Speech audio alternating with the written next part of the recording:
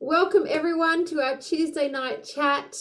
We're very excited tonight. I'm your host, Kelly Wilkins, from Myself Reliance, and we have with us as our guest speaker tonight, Yia.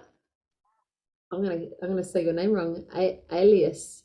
Did I get that That's right. right? Yes. That's right. Um, and Yia is with us tonight for a couple of reasons. I'm very excited because David, who's also in the chat room, we've been putting together our permaculture workshop. Now we did one last weekend or the weekend before, which was super successful. We all enjoyed it, lots of fun. And our next one on the 23rd of April, we're going to Yia's place at Hearthground. Hearthground. So the unique Yia is very unique and special. If you haven't read about Yia's background, she is a no, I'm going to get this word wrong. I can't speak tonight. Help me out. Ceremonial. Ceremonious. Ceremonialist. Ceremonious. Yes. A bit of a tongue. And I've been to see Yia at her place, and it's just beautiful. So I'm actually going to turn the time over to Yia. It's a beautiful campground there, but not only that, it's a beautiful place for ceremony, for people to come together, to connect, to be grounded in body and spirit and to the earth. And she just creates ceremony. And I think this is a really special topic for us all, and one that might be out of our, you know, what we've grown up with. Perhaps maybe it might be new to ceremonies. We recognize that we have ceremonies with weddings and we have ceremonies with birth, but there's a lot more to it than that. So I'm going to turn the time over to Yia to explain to us a little bit about where you've come from, your background, Yia, and about the ceremonies. Over to you. Oh, thank you. Yeah, thank you, Kelly. Lovely to be with everybody here. It's very exciting to know that this exists while I'm just sort of, vaguely watching telly with my hubby at night, that people meet and chat with each other. Yeah, he's gone off to secretly practice clarinet while I'm here with you tonight. So firstly, before I start, I just want to say that Hearthground is situated in northwest Sydney. It's 60 acres of very beautiful land, of which the original custodians were the Darug people, the Darkinjung people, and also the Wiradjuri people as we go down towards the Colo River. So it's like all the creek and river systems sort of converge in this area, and it's an area where people came together to share and exchange and have knowledge systems between each other. So I just wanted to pay my respects to the original people of this land. It's also the land of the first impact of colonization. And with that, it feels, for our time here with our communities, it feels really important to learn as much as we can about the history of the place where we are, so that we can be authentic and real and honest and heart-centered in the way we act and are present on this land. Yeah, so I just wanted to start with that first. Yeah, I'm a first generation Greek Australian. I'm steeped in the tradition of storytelling from my family's, living in a very agrarian style village culture for hundreds and hundreds of years,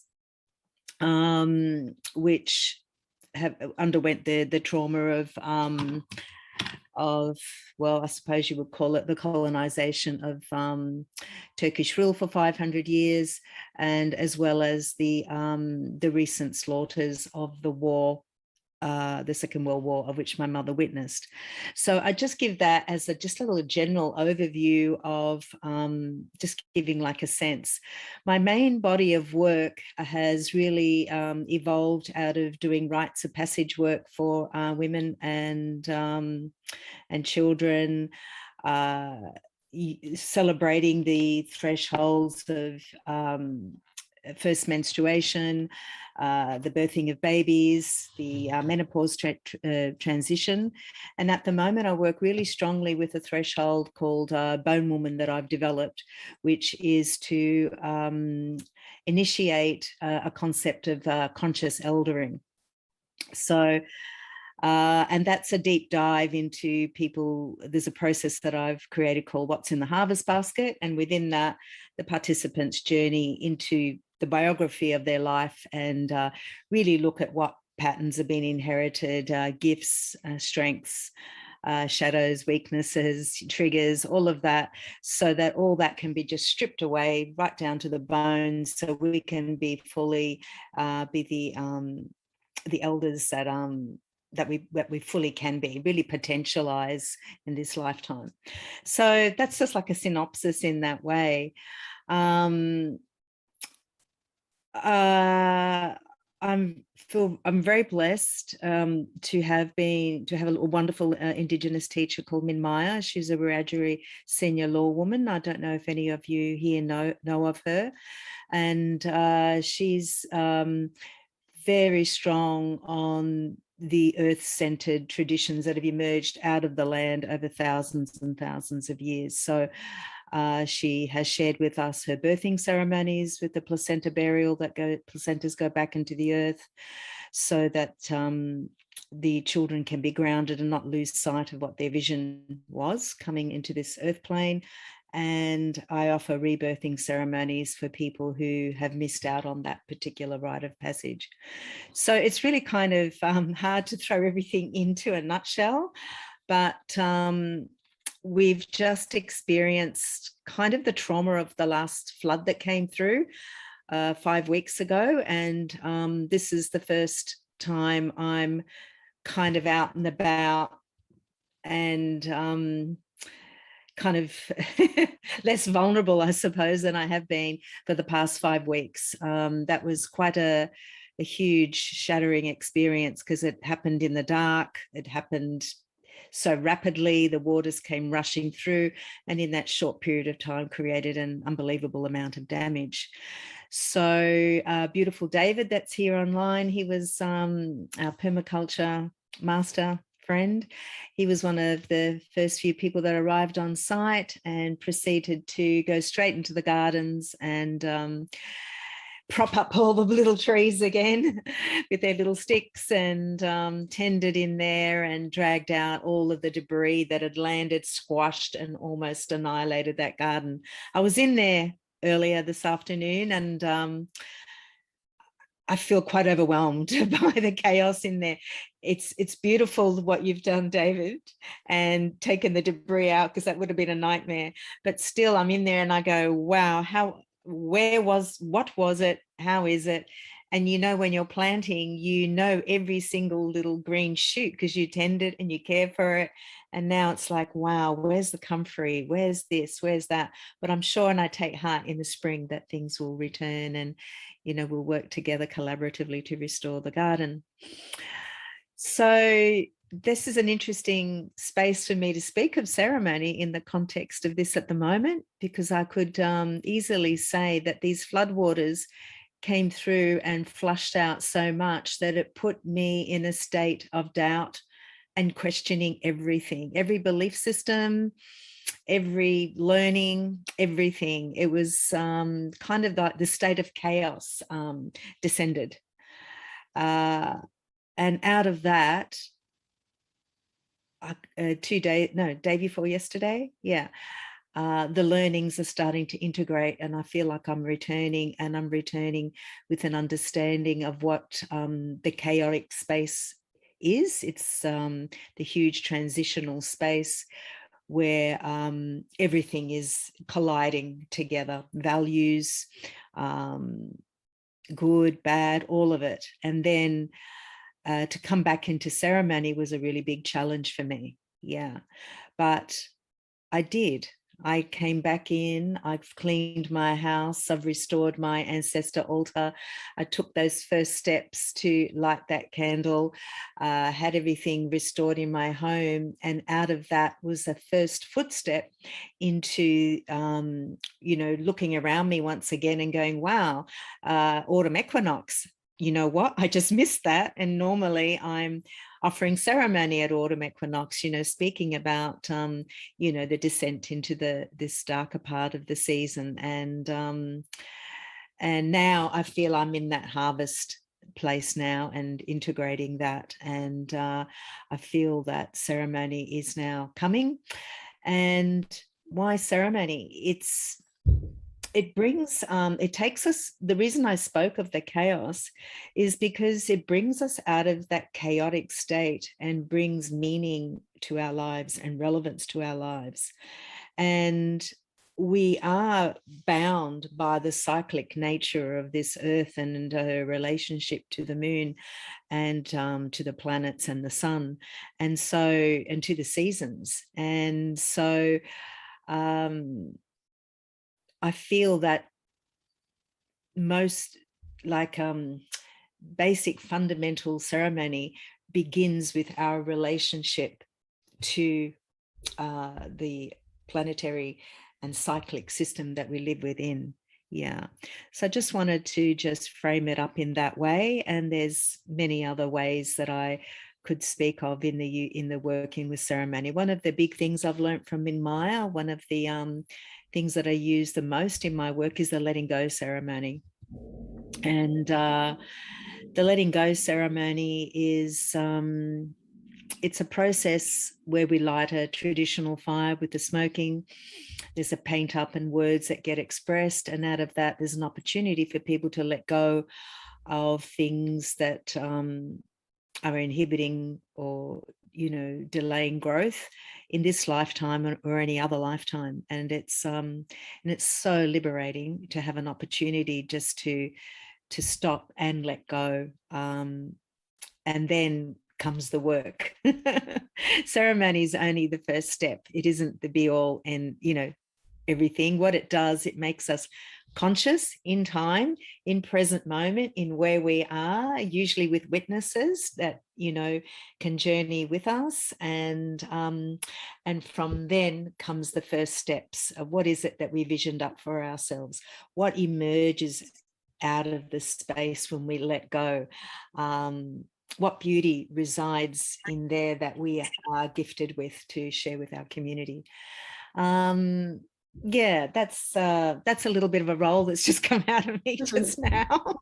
Yeah, Obviously, I'm always really present. Yeah. That you've started with sharing us with us how being vulnerable and the space that you've been in to be able to, with all of that, the flood and presencing for us what that would have been like, and for a lot of us who are watching from afar, we get that it would have been horrendous, but we're still from at a distance, and you've just really presenced it for us what those feelings and what it's like to go through those spaces and come out the other side.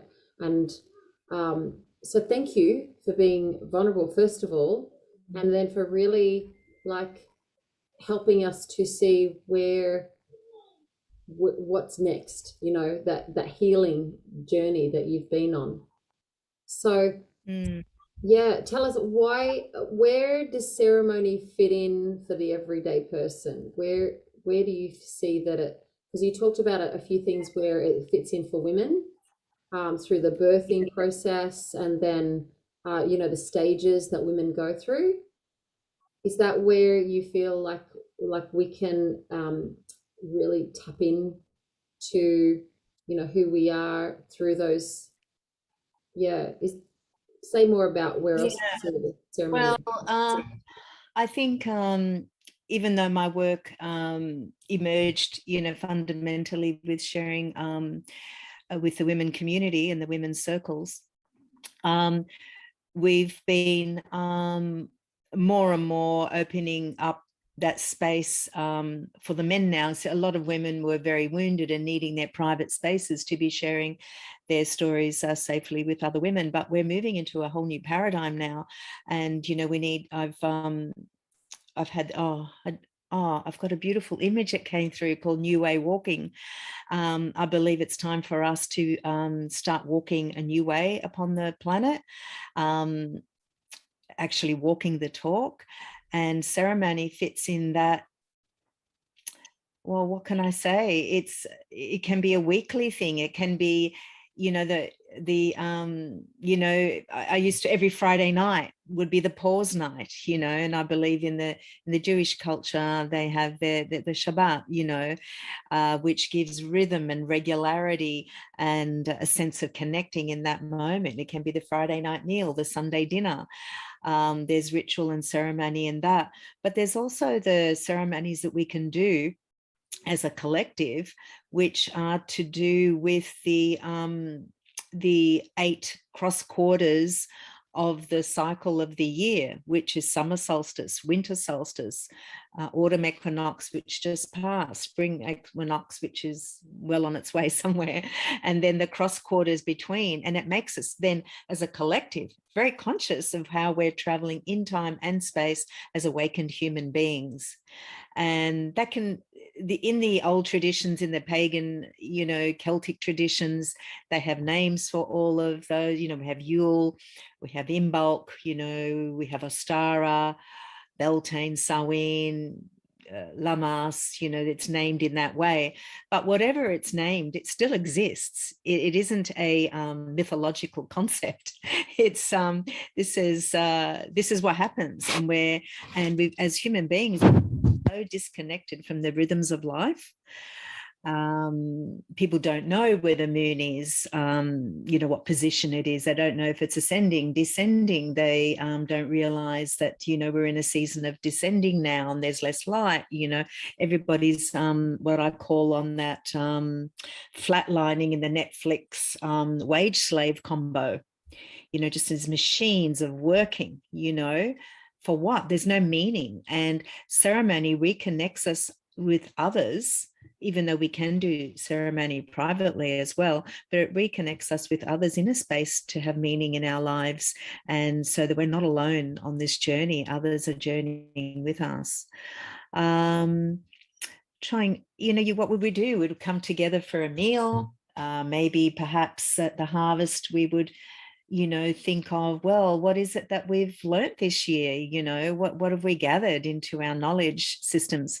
Something that I noticed straight after the bushfires and the horror of the bushfires, no sooner did that happen, did that first lot of floods come, especially up in this area.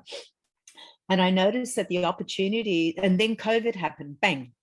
And all the opportunities where no, I'm not exactly a pagan or a witch, but I could be called all of that.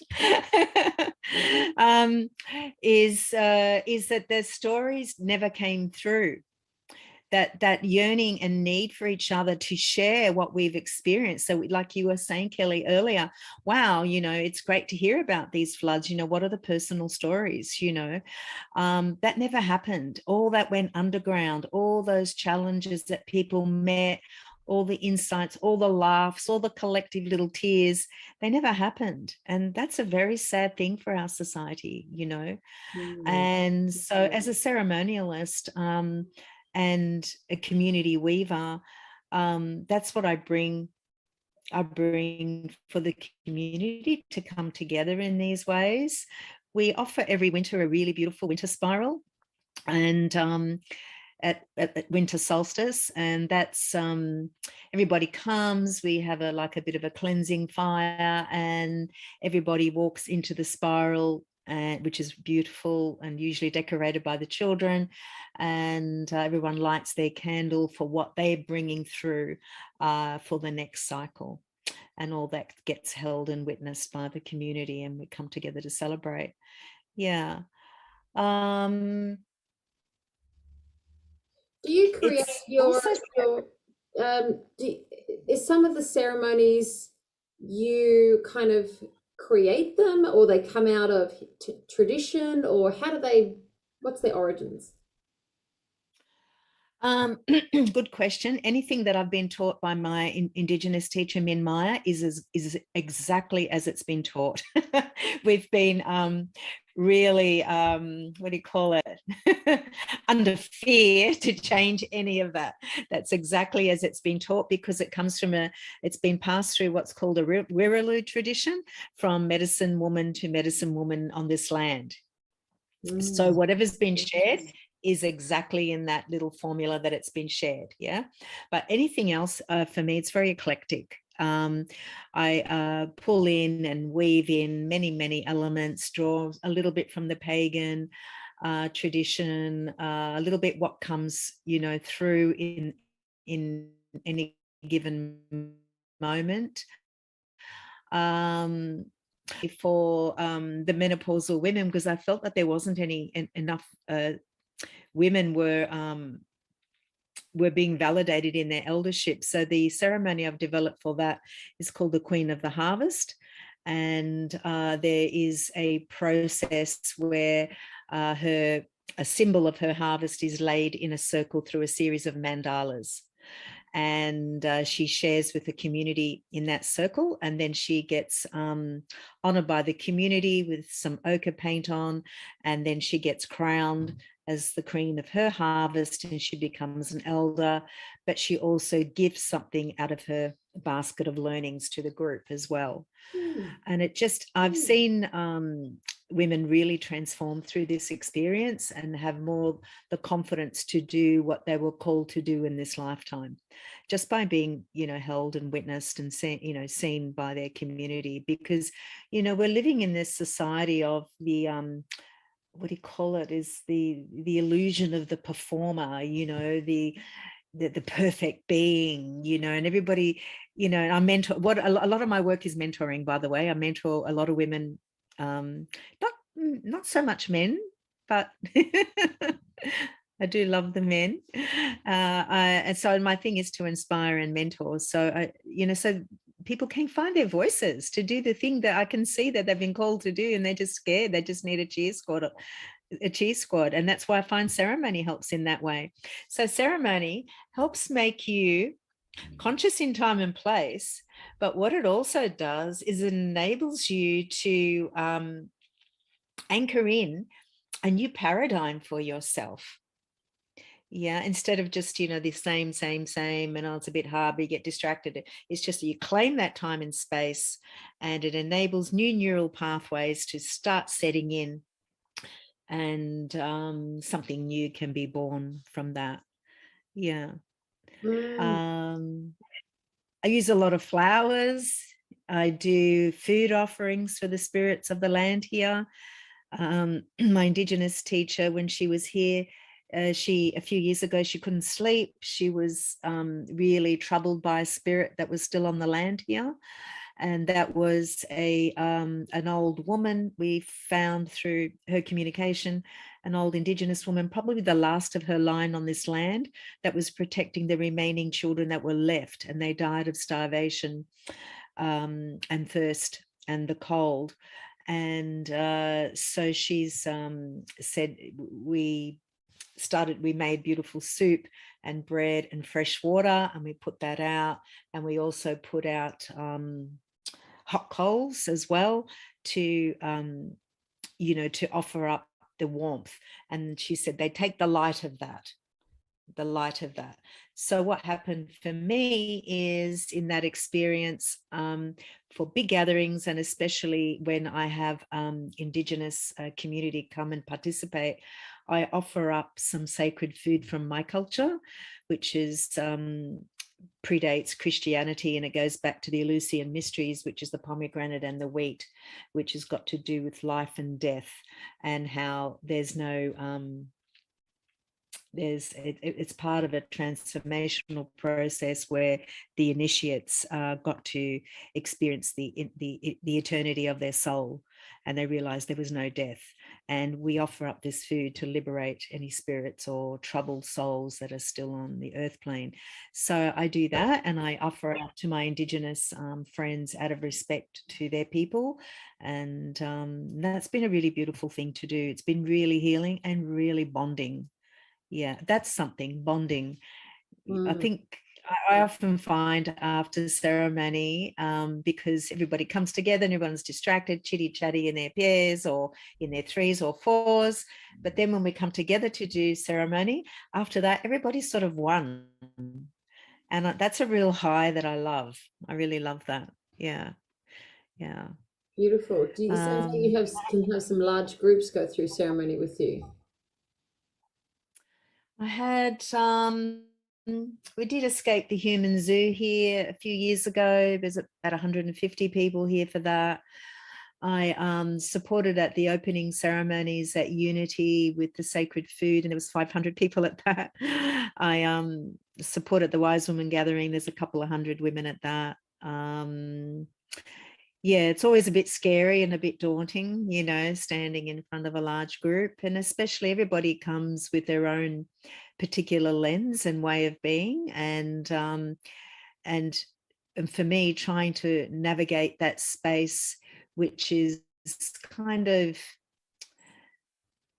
as non-denominational or labeled as I can be, and make it really about us as a collective in the present moment to make the space inclusive for everyone. I'm really not in the space to be clubbing anybody over their head with any belief system or anything like that. We really, something that we do speak of in ceremony is, how to be with each other's difference, and Mm. everybody is welcome. Yeah. We have a few people watching in the Zoom room tonight. So if you have any questions, anyone, just pop them into the chat. So you might have something yearning that you want to share or ask. Yeah. So do message into the chat if you have anything that you want Yia to share or elaborate on. It So looks like Elizabeth's a pagan. Is that what she's saying? Smiley just face. Yeah. tell us about the healing side of ceremony. The healing side. I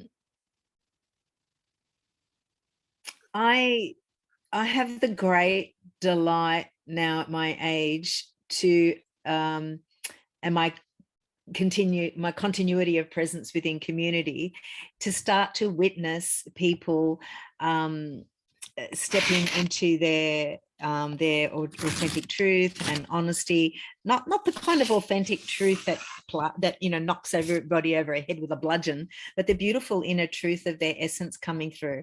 And I so delight in that. Basically, through the process that I offer called Bone Woman, which I'm sure I could offer exactly the same process for men, be called Bone Man, is to track back to the dynamics that occurred in our early childhood. And rather than become victims of some of us have very, and myself included, very terrible stories in childhood, rather than going back to the original wound and finding it as well, two things. Firstly, you have to find that part of the story and see how it's acted as a default setting and affected all of your relationships and everything that you do, and acting as a sabotage mechanism.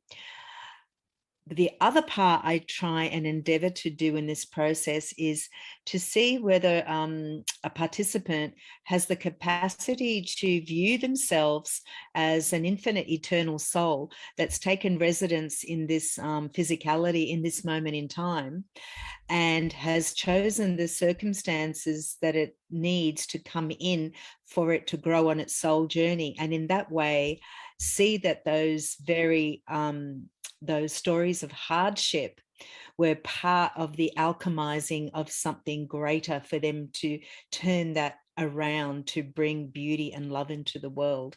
And for me, that's where the healing happens, where that victim mode, it's like, I'm like this because I was treated so harshly, into a self-responsibility. And there is great liberation in that. What happens is what happens with that is that there is only joy. What can I say? There's joy and beauty in that. And that's, I suppose, then there's ceremony for healing within that. We do the letting go ceremony. check in with that person, regularly, give them some tools of their own to do their own things in whatever way. I always guide people to connect in with their ancestors and with their DNA, with what lies in your bloodstream, because that's what we're made of. And all of that ancestral content is us. And rather than try and reinvent the wheel, we can actually draw on our bloodlines, on what was already built within us. And that's why I steer people to go and learn more about their mythologies, or the habits, or the cooking, or the strengths of their ancestral lines, and to pull forth the very best. Obviously the human experience is fraught with trauma and pain, but this idea is to pull forward the very best of that quality within us, to re-energize us, to create this. For me, the only reason I do this work is to start seeding the future for planet Earth, and for those to come, which will also be us when we come back. Beautifully said, and I think that's the joy, isn't it? That we can be our true unleashed potential when we are able to heal that any trauma or anything that's gone on before, and we can be fully responsible and not the victim in our life. And so, yeah, that's very exciting.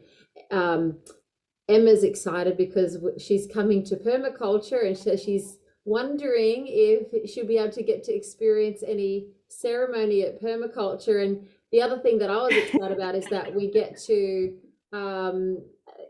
give back as well, participate in that healing of the land and after the flood and so forth. So very, very energetically healing on both sides. So yeah, look, I'm really excited about this upcoming workshop with David, and I spoke to both of you about what feels really significant to me, and I can just bear with me for a moment. I just saw that somebody asked if I had been presenting at the Goddess Conference, which I did, yes, but I was meant to be presenting the same weekend as the workshop that's coming, but I have cancelled due to the impact of the flood.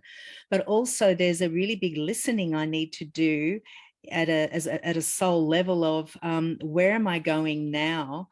And because this opportunity happened on the same weekend, I have to listen very carefully and do life differently and learn. And I believe that having this permaculture on that same weekend is like a crossroads moment for me, is listening carefully to the land, because I'm feeling that the land is our teacher, and teachers will come to the land, but the land has also experienced the impact of flood.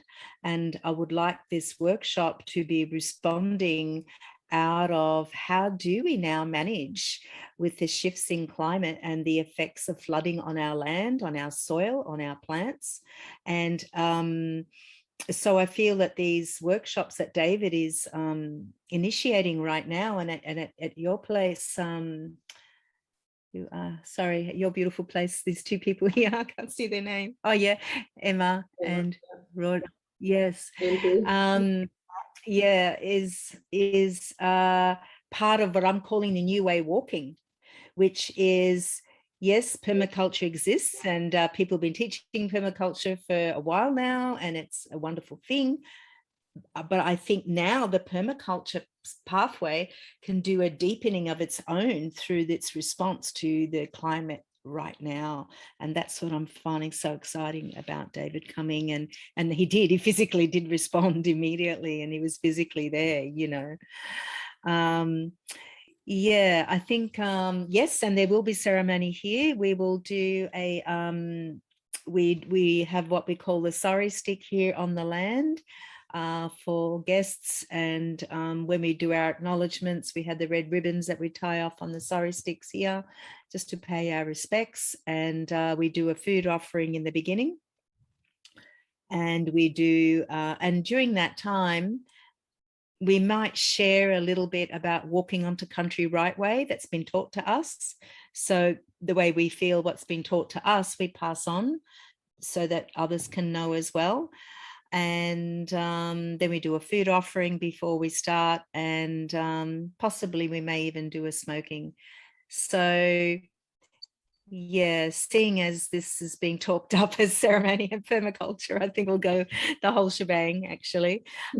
This is the first time I'm even putting my mind to the structure of that weekend. And we close with all the lovely food that we've shared together as a community. We make a beautiful platter with flowers and food and drink and tea or whatever people feel called to. And we leave that with the land at the end. And it's what you were saying, Kelly, it's that reciprocity, starting to develop that reciprocity with our mother and the land, the spirit, and those spirits working with us upon the land. Yeah, our allies. Yeah. Very special, very beautiful. Yeah. And I need to say too, ceremony keeps us safe. Mm-hmm. That's something that doesn't come through enough, I don't think. It keeps us safe because if we just sort of kind of gung-ho, just go in and just do whatever and have a nice laugh and a nice meal and just create, this is kind of like a sabotaging energy sort of comes through. I've noticed something not quite right. You know, things can get undone. You know, I can't quite describe it, but everybody's held and protected. Ego comes forward rather than that maybe, I don't know if it's the authentic self through ceremony, but yeah, I can see what you're saying. It's a grace. That's right. I think there's a grace and a humility, and you know, it connects us into the oneness together. You know, we all become one in the experience, you know. Yeah, I don't know what to add. People can ask if they like. Yes, I've noticed the girls that I've, yeah. So you're going to put in your where people can find you. So I'll just do that here. There is a website. It's a bit old, the website. I'm really sorry. I have not had a brain to update it. There's a website. There's also a Facebook page, right? Yeah, I'm available on. I share everything on Facebook. Yeah. So the website for anyone listening in is yearalias.com. That's pretty easy. And it's yearalias.com, and yearalias is my name, and I'll just write my email address, and I'm available for private mentoring as well. Except I'm not taking a lot of people. Hang on, how do I do all this here? Because I'm busy with the land. I do hold women's red tent circles here as well. The red tent really got slammed, but we'll hopefully have it nice and ready for the workshop. Well, we will. I came to visit you a couple of weeks ago, and she's saying it really got slammed, but to me it was still beautiful. The whole place is beautiful. She's got this gorgeous kitchen area, and she said, "Oh, don't take photos of that. It's just in a terrible mess." And I'm like, I don't know what you're calling a mess, but I think it's just gorgeous. And so red tent was just lovely. And I know there's cushions and things, and you probably, when you have your own home and you like it to be just so. But what I saw was absolutely delightful, and we can't wait to be there with you. So yeah, we're very excited. Yeah, very excited. Just scrubbing off the last of the mud. We're scrubbing off the last of the mud. Yeah. Yeah, and it's true, because there was, what you have created there is very beautiful, but what the devastation that the floods created was massive. It was just really heart wrenching almost to watch what the water can do to trees and to land and to sand, and to push everything away, that real energy that went through it. And it was just like it was yelling as it went through. And it's like, whoa, it really reverenced and humbled you to go, wow, the power of that is extraordinary. And to see, like, it's just over there, right? It was so close to your place, and then just came through at like 3 a.m. in the middle of the night. And washed Mm. washed through. So yeah, yeah, like I felt like I had um like a mini death experience, or watching my life flash before me, because in the rescuing of photo albums and everything, it's like I quickly went through every aspect of my life really, really fast as I was sorting everything, and it was like a being in that in between life and death state, and so I'm really resisting any more possessions entering my place right now. yeah, you do Yeah. that to each other. Can it now? I don't know where you typed in that information, but it didn't come into the chat. Oh, didn't it? Do I need to enter it? Oh, there it Oh, there is. you go. Yes, you did it. Perfect. And then what is your Facebook name? What's your face? Oh, Do you it's have a just Facebook yeah. group? Okay, do you have a group on Facebook? Everyone, just need to say that I have a very old Facebook page. It made sense one time, and it's called Year Alias. Don't even bother looking at it. But just friend me on Facebook, and then it's more current. There is a Hearthground page, and every now and then I do post something on that. Yeah.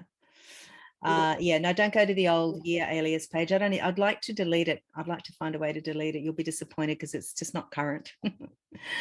Yeah. And then David, I don't know if you're still listening in the background. If you want to come off mute and if there's anything that you want to share, I don't know if he's still pottering around there.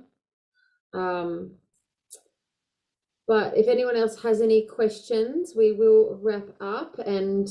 But I want to thank you so much, Ia, for sharing with us your beautiful heart and your experiences. And we can't wait to visit you there. And I know Elizabeth we love to come up and see you for the permaculture weekend.